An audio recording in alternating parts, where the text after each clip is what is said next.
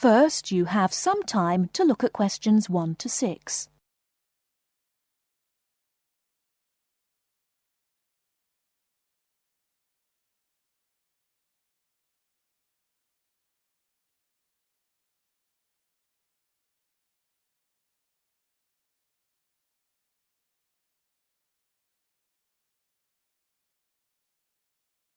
You will see that there is an example which has been done for you. Hello, my name is Dave Burns, and I'm here to tell you about the welcoming party we're having for new students. Unfortunately, the information on your invitation is inaccurate. We didn't have enough time to print new invitations, so I'll have to ask you to make changes.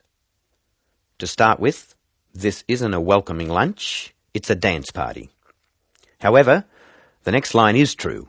The party will be held at Blackwell House. Is everybody comfortable with that? The next line tells you when the party will be. Friday, June 15th at 8 p.m. But I have good news. The party will end at 11 p.m. As a result of this later end to the party, the bus will go later too. So it should read, free transport to the student hostel is available, leaving Blackwell House at 11:30. And of course, other students may attend, and all students must have their student ID card with them.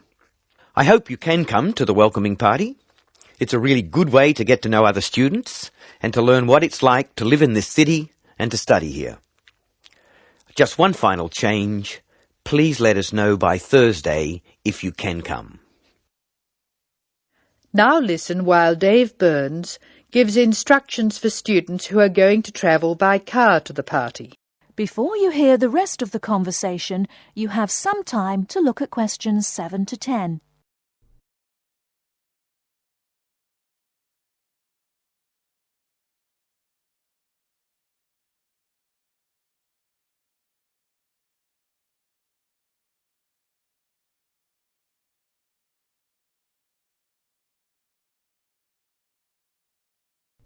Now listen and answer questions 7 to 10. Some of you may prefer to travel by car, but I have to warn you about some changes to the roads. You will find there is a lot of new road work on Smith Street. The work will not finish for a long time, so we can be sure that Smith Street will be a problem. If you are coming from the city, you will be able to travel easily until you get to Blackwell Street, just near the college. As you know, Blackwell Street is very long. You should avoid the corner of Blackwell Street and Jones Avenue, because they are laying telephone cable.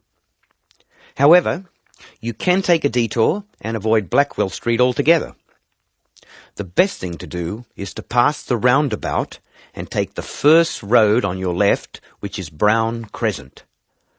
Brown Crescent will lead you into the college grounds, so that's easy. I hope everyone has a great time. Bring your friends, and we'll see you on Friday. Oh, one final reminder. It's best to use the side door. The front door may be locked at 7, so come to the side. See you on Friday. That is the end of section 1. You now have half a minute to check your answers.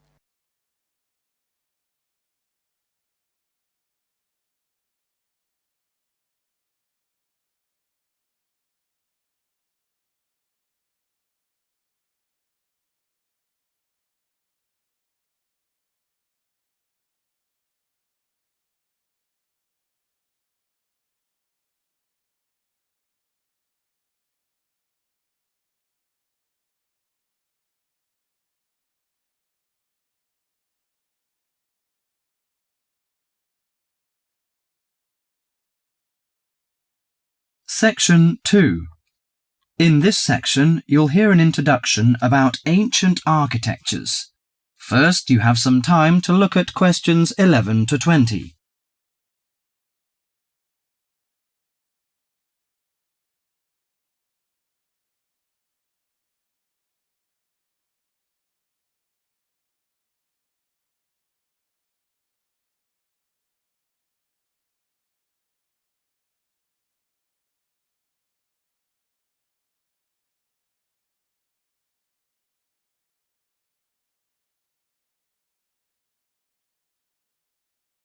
Now listen carefully to the tape and answer questions 11 to 20.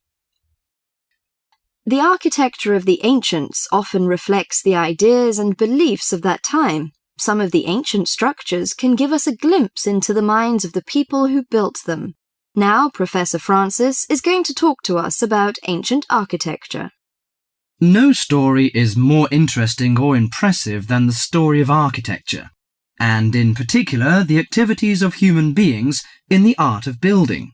Let's have a look at this in some detail. Did you ever visit the pyramids? Look at this picture, please. The pyramids in Egypt are true wonders of the ancient world. Khufu's pyramid is a stunning 138-metre-high mass of 2.3 million stones, each weighing about 2.5 tons. It was built to geometrical perfection over 4,500 years ago, with simple stone and copper tools. It was so far advanced that some have suggested it was designed by aliens. Actually, there is an astronomical significance to the perfect precision of the pyramids. By using two stars that circle the sky polar point, Egyptian astronomers were able to arrange the pyramids due north. This was done because they believed the king's afterlife and the stars were closely related. They believed their pharaoh, that is, their king, had been transformed into another living being, a light in the sky in contrast to the darkness of death. Okay, now let's look at another picture. On this picture is Athens' ancient Parthenon. It is an immense columned temple, built almost entirely of marble. Athens' ancient Parthenon is a perfect model of classic Greek architecture. It was built to honour Athena, the goddess of wisdom. Therefore, it includes the ideals of logic and reason in its design. Built in the 5th century BC, the Parthenon is made up of almost 140 columns. The Greeks associated the columns with the virtues of a human being: strong, orderly, proud, and beautiful. The height and width of the Parthenon are designed with the rational logic of geometry. The upper diameter of each column is a bit narrower than its base. It bulges slightly in the middle and slants inward. This kind of optical illusion makes the columns appear more graceful and thus more beautiful. The Parthenon also symbolizes democracy. Each column supports the entire structure, just as each person contributes to the government. It symbolizes that Athens' government is democratic. Finally, I am going to introduce the Roman Colosseum, a large oval structure for public sports events, entertainment, or assemblies. The Roman Colosseum displays the practical nature and political thinking of Romans. The Colosseum was built in 80 AD, when, throughout its vast empire, Romans' population and wealth were growing. It was necessary for politicians to entertain the people in return for their support. Gladiators would battle wild animals, and even one another in order to entertain the bloodthirsty crowds. Constructed with tons of marble, the Colosseum stood 48 metres high. It has the capacity to hold up to 50,000 spectators. Spectators sat on the lower 3 levels, surrounded by towering roofed passageways. On hot days, a cover suspended from the top story provided shade from the sun.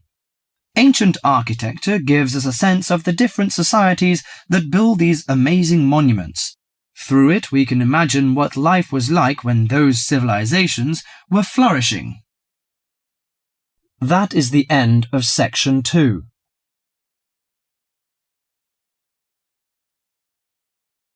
You now have half a minute to check your answers.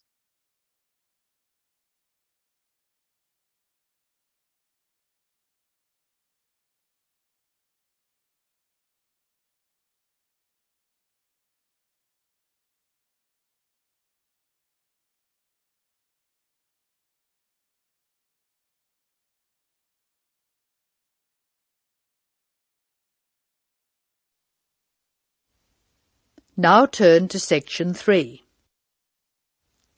Section 3. In this section you will hear a discussion between two students who have to describe a lawn sprinkler for part of their general science course. A lawn sprinkler is a machine designed to water gardens and lawns.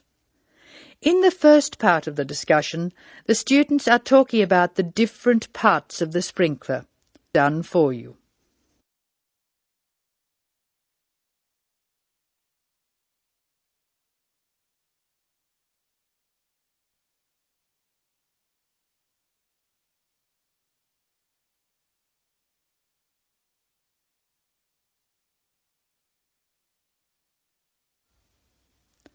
Now listen to the conversation and label the parts of the sprinkler on the diagram. Choose from the box. There are more words in the box than you will need. Hello, Scott. I believe you're going to be my partner for this practical session. Have you got the model set up? Yes, it's right here. The instructions say we have to describe it first and label the diagram. I've started from where the water enters the machine. The water enters through a hose pipe and then it turns a water wheel. You can see where the wheel is marked by an arrow pointing upwards. It's called a water wheel because it's designed so the water will catch against the wheel. This action spins a series of gears. How are you going to describe the gears? There are 2 worm gears, one vertical and one horizontal. The horizontal worm gear drives a circular gear. That gear is connected to a crank which changes the motion. The crank is already labelled. Do you see the 2 white arrows? I see. Okay. The water has passed across the water wheel. Then what? Okay. Then you could say the water passes through the spray tube. Yes, I see. And the water is then spread over the lawn through holes at the top of the spray tube. How are you going to describe the base? How about this?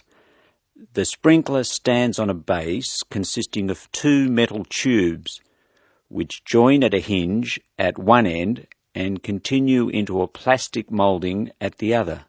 That's certainly starting at the bottom. Do you want to mention that there's no water in the base? I don't think that's necessary. If you look at the diagram, it's easy to see that the only metal tube to contain water is the spray tube. You can actually see the water coming out of it. Now listen while Linda and Scott's instructor, Mark Stewart, talks to them. Answer questions.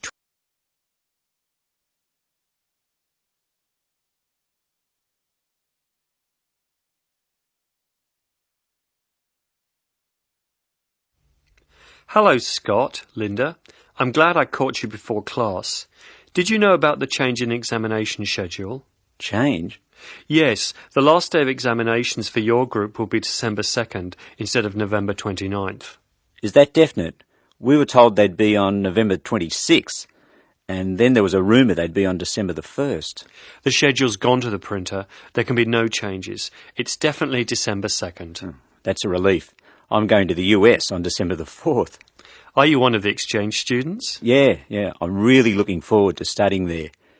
Do you know if their general science courses are anything like ours? It's not very likely. Actually, all basic general science courses are fairly similar. You'll find you're behind in some things and ahead in others. I wouldn't worry too much about the course. You've been doing well on this one. Linda, have you finished your assignment yet? I'm nearly there. I should be able to give it to you on Monday. That's good. I can't let you have another extension. I was really grateful for the extra time you gave me. That was a really big assignment. Well, I'll expect it next week. Now, would you like to hear the details of the timetable? Oh, yes, please. I've just finished putting it on the notice board downstairs. Basically, you'll have 4 examinations. General Mechanics is in the morning of December 1st. Physics and Maths are on the afternoon of the same day. Communications and English are on the morning of December 2nd, and Earth Sciences in the afternoon. All over in 2 days. Yes. I'll miss teaching this class. You're all good at expressing your views, which makes for an interesting class. Some of the other first-year classes won't talk, and they're rather boring to teach. That is the end of section 3. You will now have some time to check your answers.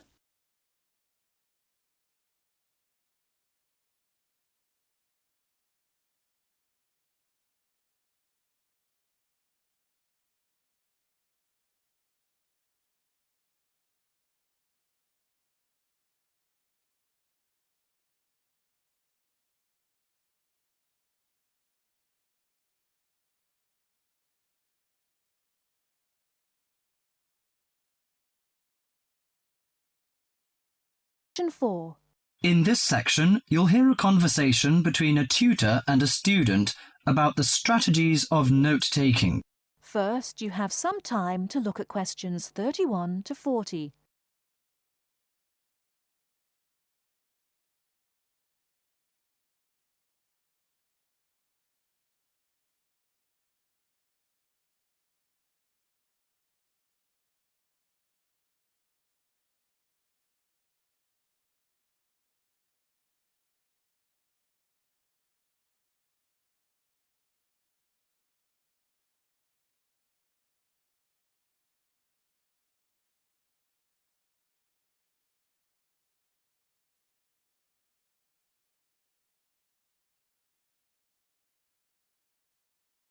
Now, listen carefully and answer questions 31 to 40.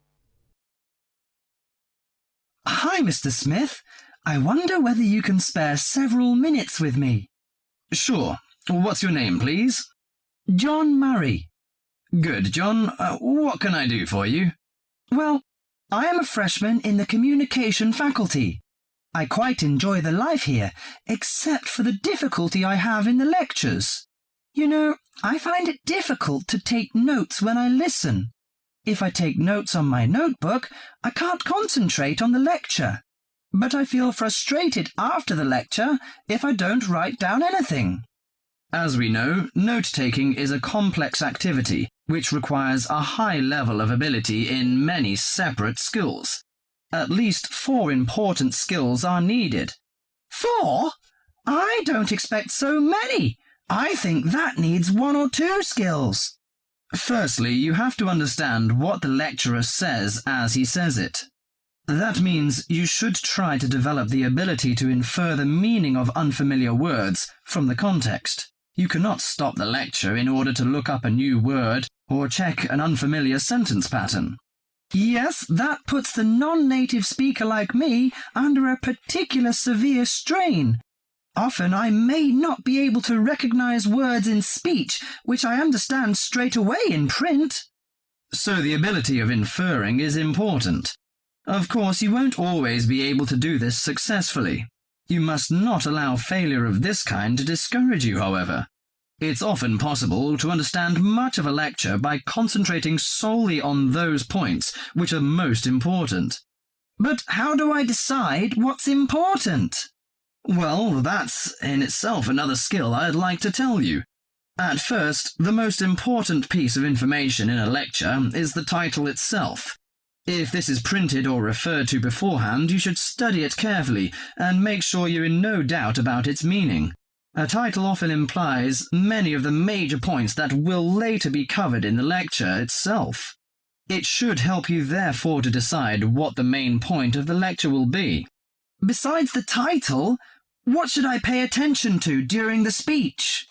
A good lecturer often signals what's important or unimportant. He may give direct or indirect signals. Many lecturers, for example, explicitly tell their audience that a point is important and that the student should write it down. Unfortunately, some lecturers who are trying to establish a friendly relationship with the audience are likely on these occasions to employ a colloquial style. He might say such thing as, "This is, of course, the crunch," or perhaps you'd like to get it down. Although this will help the student who's a native English speaker, it may very well cause difficulty for the non-native speaker. You'll therefore have to make a big effort to get used to the various styles of his lectures. I see. You mean I should get used to some colloquial expressions of the lecturer and write down the points he recommends us to take? That's right. And it's worth remembering that most lecturers also give indirect signals to indicate what's important. They either pause or speak slowly or speak loudly or use a greater range of intonation, or they employ a combination of these devices when they say something important. So, I should be aware of this and focus my attention accordingly. If I can catch the main points, how can I write them quickly and clearly? Good question. That's a problem that most students find hard to solve. Having sorted out the main points, you have to write them down. In order to write at speed, you may find it helps to abbreviate. You can also try to select only those words which give maximum information. There are usually nouns, but sometimes verbs or adjectives. Writing only one point on each line also helps you to understand your notes when you come to read them later. I see. The last but not least skill to learn is to show the connections between the various points you've noted. This can often be done more effectively by a visual presentation than by a lengthy statement in words. Thus, the use of spacing, of underlining, and of conventional symbols plays an important part in efficient note-taking. In this way, you can see at a glance the framework of the lecture. Thank you so much, Mr. Smith. I think I'll employ the methods in the next lecture. That is the end of section 4. You now have half a minute to check your answers.